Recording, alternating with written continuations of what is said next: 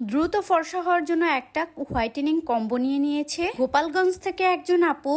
Order করেছে আমাদের সব ভাইরাল প্রোডাক্টগুলো। প্রথমে দেখিয়ে দিই কোরিয়ান ডে ক্রিম। স্কিনটাকে ময়শ্চারাইজ করবে, 1-2 শেড ব্রাইট করবে, স্কিনটাকে টান টান করবে।